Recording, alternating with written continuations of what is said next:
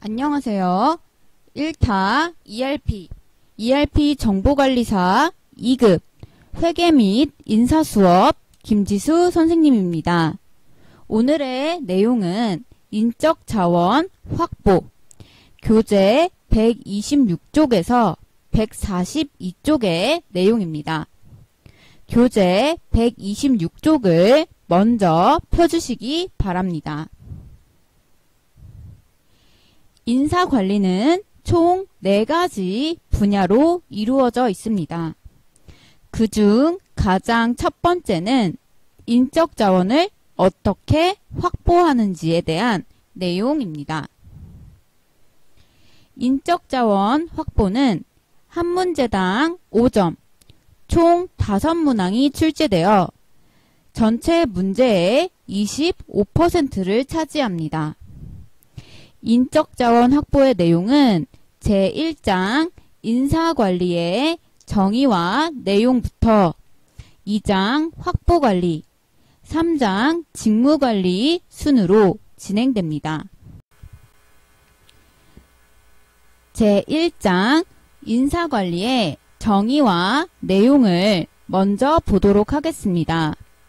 교재 126쪽 1번 인적자원 관리의 정의 두 번째 문단 밑줄 하면서 한번 함께 읽어보도록 하겠습니다.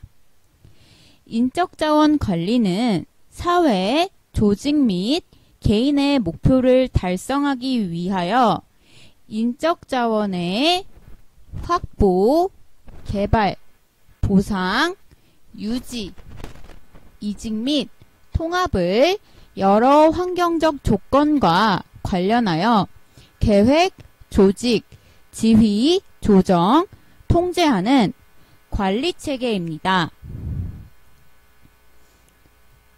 그래서 기업이 원활하게 운영되기 위해서 사람을 채용하고 채용한 인원을 교육하고 그들에게 근로의 대가인 급여로 보상을 해주고 오랫동안 근무할 수 있는 환경을 조성해주고 이직을 지원하고 또 이를 전체적으로 통합하는 것을 포함한다고 볼 수 있습니다.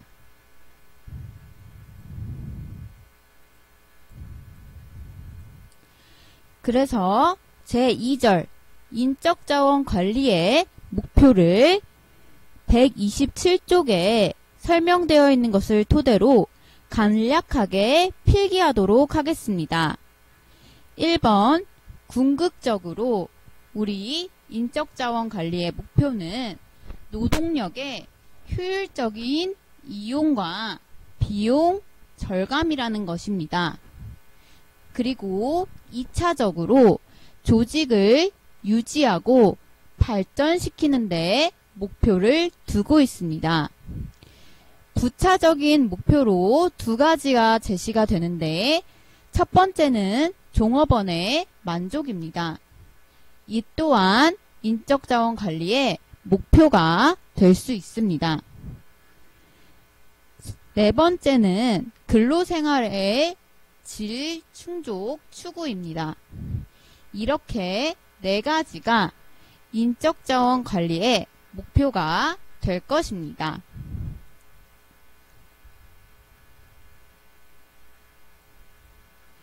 그래서 참고로 인사관리의 영역이 나와 있는데요. 인적자원 관리부터 시작해서 인적자원 개발, 계획, 활용, 그리고 노무관리가 있습니다. 이렇게 밑에 네 가지의 경우 지금 인적자원 관리에 포함이 된다라고 볼 수 있습니다. 각각 어디에 해당하는지 알고 있어야 합니다. 다음 넘어가도록 하겠습니다.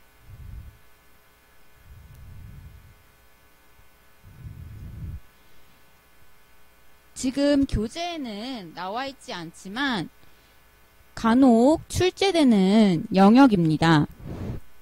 뒤에 퇴직과 관련해서 한 번 더 내용을 볼 테지만 중요한 부분이므로 이제 읽어보고 넘어가도록 하겠습니다. 현재 많은 기업들이 경제 위기에 어려움을 겪고 있어 구조조정이라는 기업의 인원 감축을 포함한 다양한 구조조정 시대 전략을 사용하고 있습니다. 그래서 대표적으로 디베스티처 이 있습니다. 이는 기업을 감량하기 위해서 부실한 부분을 잘라서 매각. 예를 들면 한 기업이 있을 때 다른 사업이 있다면 그 사업을 과감하게 다른 곳에 매각하는 것을 의미합니다. 두 번째는 다운사이징 전략입니다. 다운사이징 전략은 인원 감축이나 경비를 줄이는 것을 의미합니다.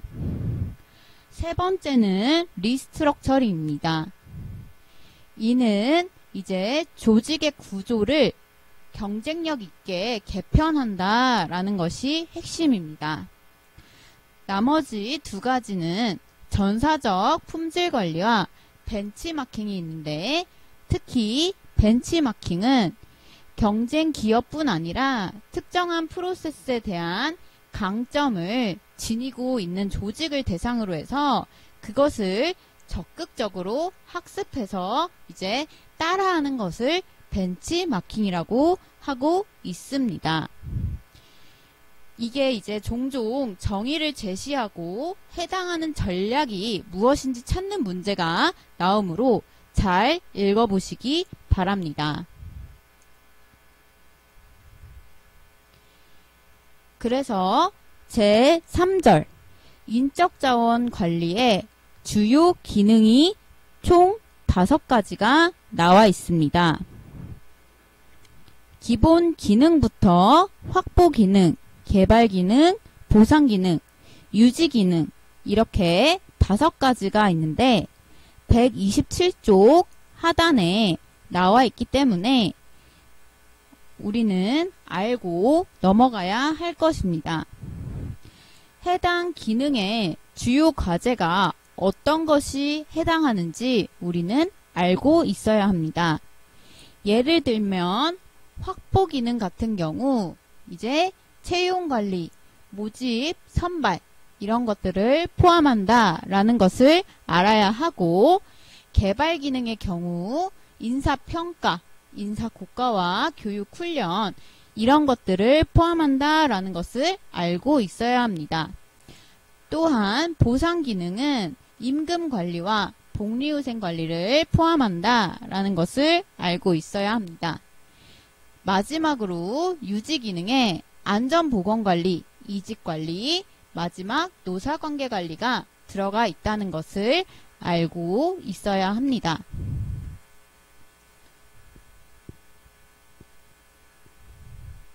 다음 제2장 확보관리입니다. 128쪽 1번 인적자원 계획의 정의가 나와 있습니다.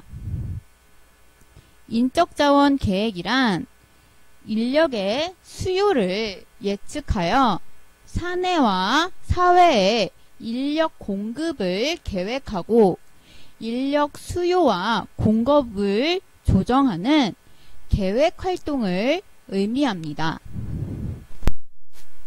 우리가 이 점에서 중요한 것은 128쪽 하단에 나와 있는 인적자원의 수요와 공급의 균형, 인력 과잉과 인력 부족과 관련된 내용입니다. 그래서 다음 것들을 한번 보도록 하겠습니다. 인력이 부족할 경우 전략이 또는 대응 방안이 4가지 나와 있습니다. 초과 근로를 활용한다든가 혹은 임시직을 고용해서 부족을 해결한다던가, 파견 근로를 활용한다던가, 외주를 줘서 아웃소싱을 한다던가가 인력 부족의 경우 대응 방안입니다.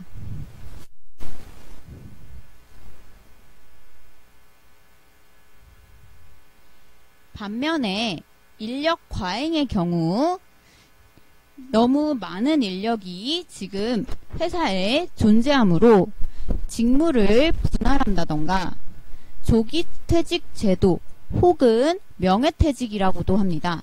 이를 사용하거나 다운사이징, 인원을 감량화, 소형화 시키는 것. 네 번째, 정리해고 이런 것들을 포함합니다. 기출문제 확인해 해당하는 문제는 다음과 같이 다음 중 혹시 사용하는 대응 방안으로 옳지 않은 것은 1번 직무분할제, 2번 퇴직제, 3번 다운사이징, 4번 아웃소싱. 이렇게 출제되면 정답 해당한다는 것을 알고 있어야 합니다. 각각 해당하는 대응 방안을 이해를 하면서 이제 암기해 두어야 합니다. 다음은 제2절 자원 계획의 예측 기법입니다. 1번 예측 방법에 처럼 다양한 기법이 표로 제시되어 있습니다. 그래서 유의미한 기법은 주관적 접근 방법에 속하는 동그라미 2번 델파이 기법입니다. 델파이 기법은 다른 말로 전문가 의견 통합법이라고도 합니다. 이는 해당 전문가를 데리고 와서 의견을 제시하는 것을 의미합니다. 그래서 델파이라고 하면 우리 키워드 전문가라는 단어를 알고 기억하고 있어야 합니다.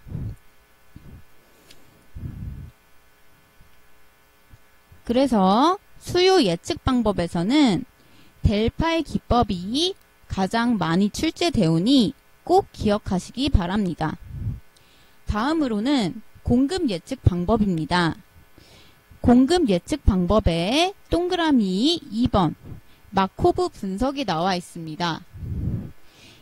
이는 자주 출제가 되진 않았지만 신유형으로 한 번 정도 출제된 문제입니다.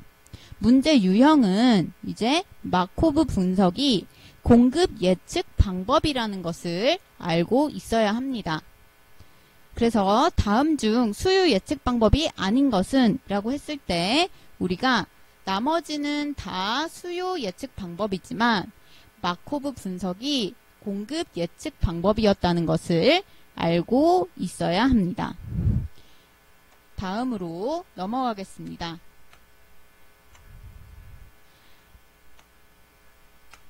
제3절 채용관리입니다.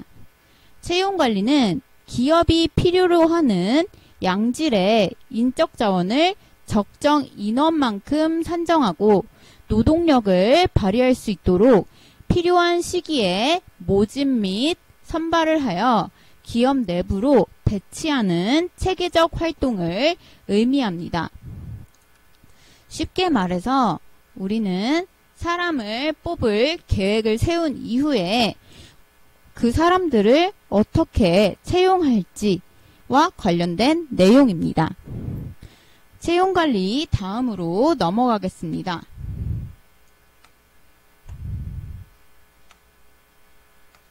채용관리 다음에는 이제 모집관리를 하게 됩니다.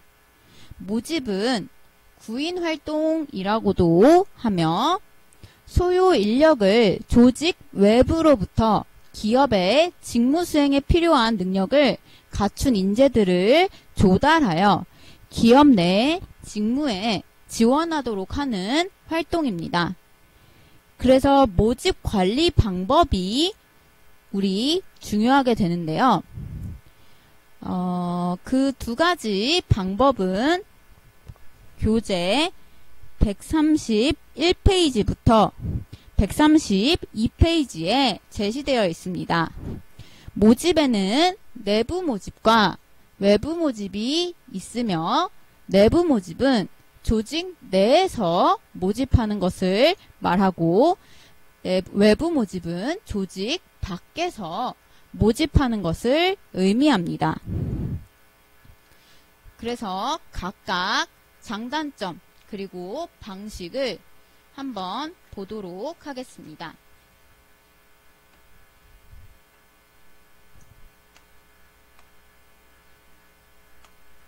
내부 모집의 경우 관리자 및 기능 목록을 작성하는 방법 혹은 사내 공개 모집 제도를 사용해서 사내 게시판이나 사보 등과 같은 이제 신문을 이용하는 것입니다. 사보는 사내 신문을 의미합니다. 그래서 그에 대한 장점으로는 종업원의 성과 자료로 사용이 가능하고 내부 승진을 할 수 있는 동기부여가 되며 훈련의 필요성을 강조하게 됩니다. 또한 내부에서 모집하기 때문에 시간 단축과 비용 절감을 할 수 있다는 것이 장점입니다. 하지만 단점으로는 다수 종업원의 동일 지위 지원으로 경쟁이 치열해지고 갈등을 초래할 수 있다라는 것이 단점입니다. 또한 서로 잘 아는 사이이기 때문에 탈락자의 사기 및 성과 저하를 일으킬 수 있고 이것이 조직 침체로 이어질 수 있다는 게 단점입니다. 반면 외부 모집을 한번 보도록 하겠습니다. 방법은 훨씬 더 다양합니다. 외부의 광고나 인터넷 혹은 인턴십 제도, 근로자 추천, 박람회, 헤드헌터, 교육기관의 추천 등이 이에 해당합니다. 그래서 그 장점으로는 새로운 인재가 우리 회사로 들어오기 때문에 새로운 아이디어와 관점이 도입이 가능하다라는 점입니다. 또한 조직 분위기를 바꿀 수 있습니다. 그리고 훨씬 더 유능한 인재를 확보할 가능성이 높아집니다. 그리고 유능한 인재를 채용했기 때문에 그 인력 개발에 대한 비용은 축소가 가능하다는 것입니다. 반면 단점은 부적격자 채용 가능성이 있다는 것입니다. 그리고 내부 지원자가 있다면 그들의 사기를 떨어뜨릴 수 있다는 것이 단점입니다. 그리고 업무 적응 시간이 증가합니다. 마지막으로 모집 비용과 시간이 든다는 것이 외부 모집의 단점이 되겠습니다. 자, 이제 모집을 한 이후에 다음 활동을 보도록 하겠습니다. 다음은 이제 선발 관리입니다. 선발 관리에서 중요한 것은 선발하는 기준이 되는 선발 도구입니다. 선발 도구는 132조 신뢰성, 타당성, 효율성, 형평성 이렇게 4가지를 갖추어야 합니다. 자세한 설명은 뒤에서 하고 우리 종종 출제되는 좀 중요한 내용을 보도록 하겠습니다. 지금 PPT에 제시된 1종 오류와 2종 오류에 관한 내용이 나와 있습니다. 선발을 할 때 이제 종종 오류가 발생하는데 1종 오류의 경우에는 채용이 되었을 경우에는 만족할 만한 성과를 낼 수 있는 지원자가 이제 시험이나 면접에서 불합격이 되는 일이 발생하는 경우입니다. 충분한 능력을 가진 이제 지원자가 합격하지 못하는 일을 이제 1종 오류라고 합니다. 2종 오류는 이제 채용이 되었을 경우에는 만족할 만한 성과를 낼 수 없는 지원자가 시험과 면접에서 합격되는 일이 발생하는 오류입니다. 이는 능력이 없는데 면접에서 합격하여 채용되는 경우의 오류를 의미합니다. 이 2가지가 종종 출제되오니 잘 봐주시기 바랍니다. 그래서 선발 도구의 합리적 조건을 각각 조금 자세히 보도록 하겠습니다. 첫 번째, 신뢰성은 다른 말로 일관성이라고도 합니다. 그래서 여러 번 적용을 하여도 동일하게 일관적인 결과가 나와야 한다라는 의미입니다. 타당성은 얼마나 정확히 측정하고 있는지와 관련된 것입니다.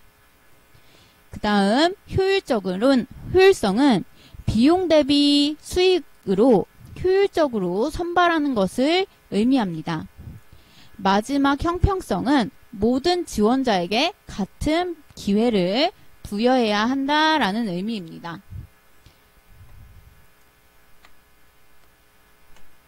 다음은 이제 선발 도구입니다. 선발 도구에서 중요한 것은 면접의 유형입니다.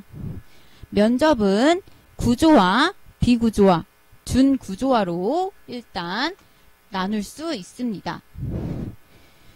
구조화의 경우 한번 교재 133쪽에 나와 있는 것을 보도록 하겠습니다. 미리 준비된 질문 항목에 따라 면접자가 피면접자에 대해서 질문하는 방식으로서 이미 정해진 동일한 순서대로 동일한 질문을 하는 방식입니다. 그래서 지원자의 배경이나 지식, 태도, 동기 등에 대해서 질문을 하게 됩니다. 비구조화된 면접은 자유롭게 이제 질문을 하는 방식입니다. 그래서 구조화와 달리 노련한 면접자에 의해서 실시가 되며 갑자기 뜬금없는 질문이 나올 수도 있습니다. 그 다음 준구조화 면접은 이 두 가지가 섞어져 있는 면접입니다. 그래서 중요한 질문의 경우는 구조화 면접을 먼저 하고 그 다음에 추가 질문을 자유롭게 해서 이제 하는 방식을 준구조화 면접이라고 합니다. 뒷장으로 넘어가겠습니다. 뒷장에 보시면은 130쪽 스트레스 면접이 세 번째에 나와 있습니다. 가장 자주 면접이라는 유형입니다. 스트레스는 조절 및 이제 인내도를 관찰하기 위해 공격적으로 일부러 지원자를 무시하는 등의 행동을 하는 면접 방법입니다. 그래서 이렇게 스트레스를 줬을 때 이 면접자의 태도가 어떠한지 관찰하고 그에 해당하는 점수를 주는 방식입니다. 다음으로 넘어가겠습니다. 다음은 제6절 배치 이동입니다. 배치란 이제 직무를 수행할 사람과 수행할 직무를 일치시키는 것을 의미합니다. 그래서 채용한 직원에 대해서 어느 곳에 배치해야 하는지 그리고 어느 곳으로 이동해야 할지를 결정하는 것입니다. 배치 및 이동에서 중요한 내용은 지금 135쪽에 나와 있는 적정 배치의 원칙입니다. 그래서 적정 배치의 원칙이 4가지가 나와 있는데 하나하나 읽어보겠습니다. 첫 번째, 적재적소주의입니다. 배치한다 라는 의미로 근로자가 필요하는 능력과 성격 등의 면에서 최적의 지위에 배치되어 능력을 발휘할 수 있게끔 하는 원칙을 적재적소주의라고 합니다. 그 근로자가 충분히 자기 실력, 그 능력을 발휘할 수 있도록 배치하는 것입니다. 그 다음 인재 육성주의입니다. 사람을 소모시키면서 사용하지 않고 성장시키면서 사용한다는 원칙입니다. 그래서 인재를 육성해야 한다라는 원칙입니다. 마지막 규칙입니다. 균형주의는 단순히 특정인만을 이제 적재적소를 고려할 것이 모든 사람 평등하게 이제 고려해야 하는 원칙입니다.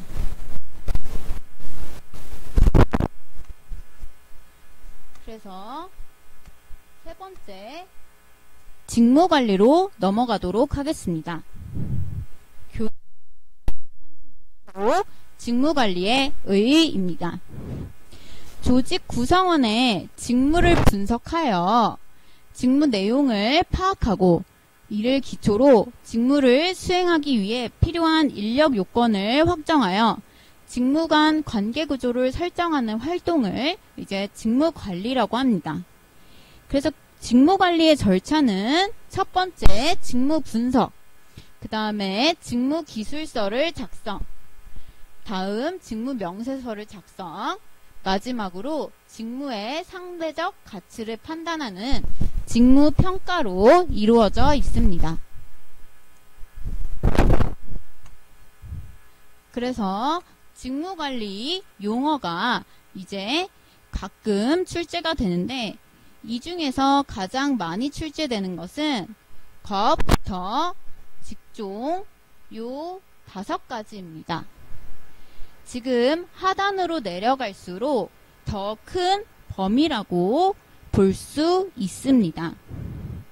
더 커다란 개념이라는 뜻입니다. 과업은 목표를 수행하기 위해 이제 하나의 명확한 작업 활동을 의미하고 직위는 그보다 더 높은 것, 과업들의 집단을 의미합니다. 그 다음 직무의 경우 직위들의 집단, 직구는 직무들의 집단, 직종은 직업이라고도 하면서 이제 직군들의 집단이라고 볼 수 있습니다. 하나씩 의미를 살펴보면서 어떤 게 이제 해당 용어의 정의를 좀 알고 있어야 합니다. 다음 그래서 직무 분석부터 보도록 하겠습니다. 직무 분석은 인사관리의 기초 정보를 제공하고 직무 기술서와 직무 명세서를 작성하는데 사용된다는 것이 핵심입니다. 그래서 그 목적은 138쪽에 나와 있습니다. 첫 번째, 근로자 채용, 배치, 이동, 승진 등 고용관리의 합리화를 위해서 직무 분석을 하게 됩니다.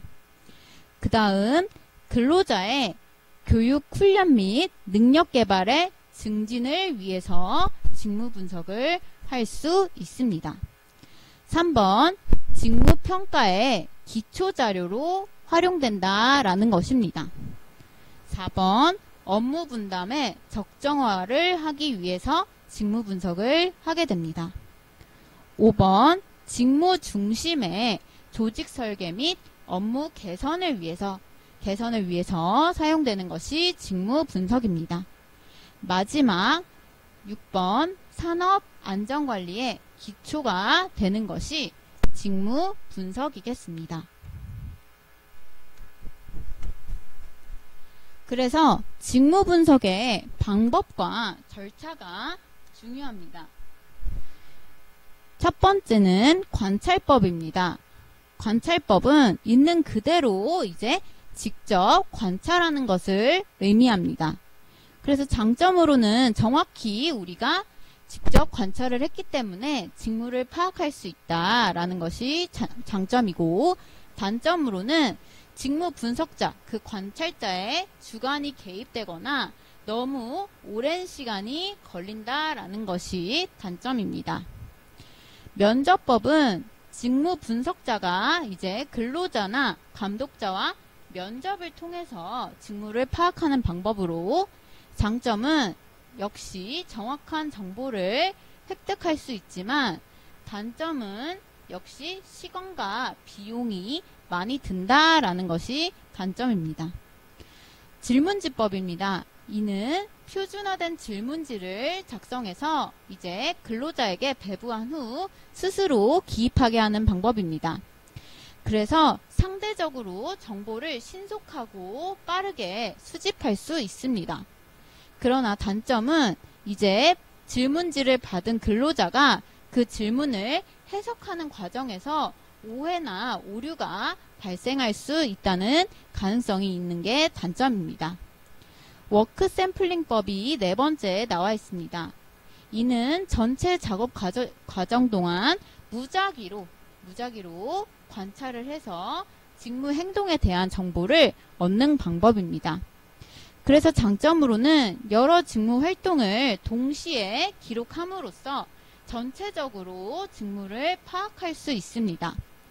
그러나 단점으로는 그 성과가 눈으로 보일 때, 외형적일 때만 적용 가능하다는 것이 단점입니다.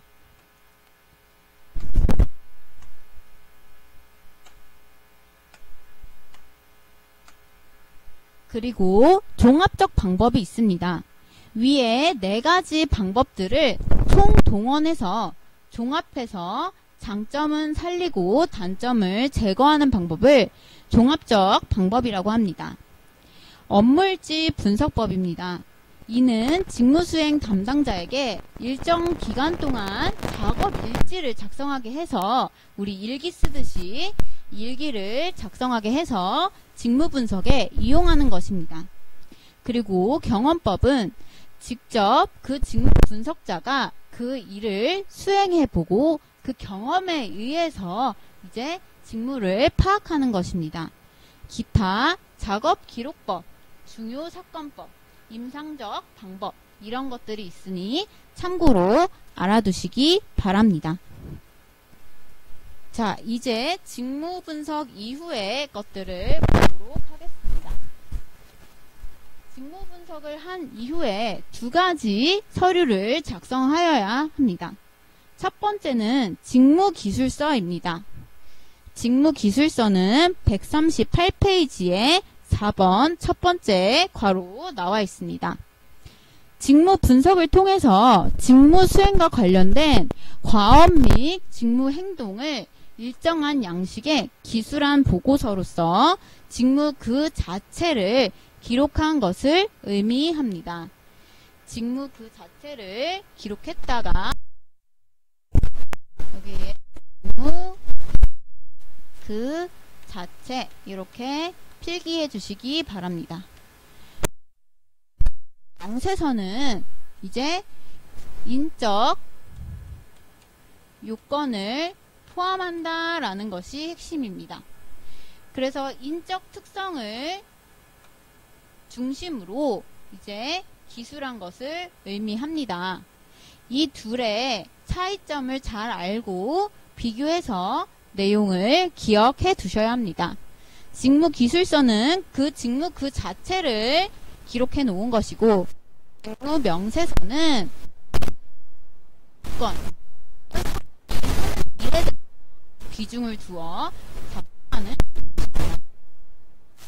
자, 두 가지 서류를 작성해 보았다면 다음 직무평가로 넘어가도록 하겠습니다. 직무평가는 직무기술서, 직무 명세서를 기초로 해서 이제 이루어지며 그 직무의 가치를 정하는 방법이다 라고 나와 있습니다. 그래서 직무 평가에서 중요한 것 역시 그에 해당하는 방법들입니다. 그 직무 그 자체를 판단하기 위한 방법들을 한번 살펴보도록 하겠습니다. 139번 2번 이 계량적 방법과 계량적 방법이 나와 있습니다. 자, 비계량적 방법에는 서열법과 분류법이 있고 계량적 방법에는 점수법과 요소비교법이 있습니다. 서열법은 말 그대로 순위를 매기는 것입니다. 분류법은 분류해서 해당 등급에다가 A면 A, B면 B 이런 식으로 직무를 평가하는 방법입니다. 점수법은 평가 요소를 만들어서 해당하는 점수를 만들어 종합적으로 평가하는 것입니다. 그 다음 요소 비교법은 가장 기본이 되는 몇 개의 기준 직무를 선정해서 그 요소끼리 비교를 하는 것입니다. 그래서 직무의 상대적 가치를 항목별로 평가, 비교할 수 있습니다. 이렇게 4가지가 있다라는 것 알고 넘어가셔야 합니다. 140쪽의 표를 통해 직접 읽어보고 한 번 더 정리해 보시기 바랍니다. 그래서 직무평가의 목적을 보도록 하겠습니다. 직무평가의 1차적인 목적은 직무의 상대적 가치에 따라서 기업 내부의 임금 격차를 결정하는 데 있으며 넓은 의미로는 기업 내에 임금 체계나 구조를 확립하고 인사관리 전반에 합리화를 기하는 데 있습니다. 그래서 1번 공정한 임금 체계를 확립하는 데 목적을 둡니다. 두 번째, 인적 자원 관리를 합리화할 수 있습니다. 세 번째, 노동자와 사용자 간의 임금 협상을 원활하게 하는데 그 목적을 둡니다. 다음 얼마 안 남았습니다. 자, 직무 설계 보도록 하겠습니다. 직무 설계를 어려워하는 친구들이 있는데 직무 설계에서 중요한 것은 지금 141쪽에 나와 있는 직무 전문화부터 직무 설계의 다양한 방법이 자주 출제가 되므로 이를 중점적으로 보겠습니다.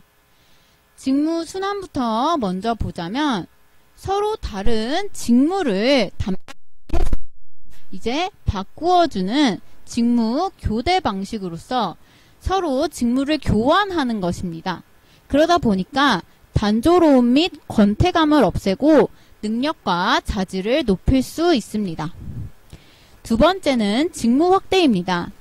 단순한 작업 요소 한 가지만 작업하던 것을 관련 있는 몇 개의 작업 요소로 묶어 동시에 여러 개의 작업을 할 수 있도록 확대시키는 것이 직무 확대입니다. 세 번째, 직무 충실화입니다. 이는 단순히 직무를 구조적으로만 크게 하는 것이 아니라 직무 내용을 좀 더 어렵게 고도화하여 작업상의 책임과 권한을 늘려 좀 더 그 권한과 책임을 늘려주는 것입니다. 그래서 충분히 그 사람의 능력을 발휘할 수 있도록 하는 것이 직무 충실화입니다. 마지막으로 직무 설계 참고 자료를 보도록 하겠습니다. 직무 순환, 직무 확대, 직무 충실화 이외에 141쪽에 나와 있는 직무 전문화부터 직무 특성 이론, 직무 교차, 압축 근무제, 변형 근무 시간제가 나와 있습니다. 참고로 알아두시고 넘어가시기 바랍니다.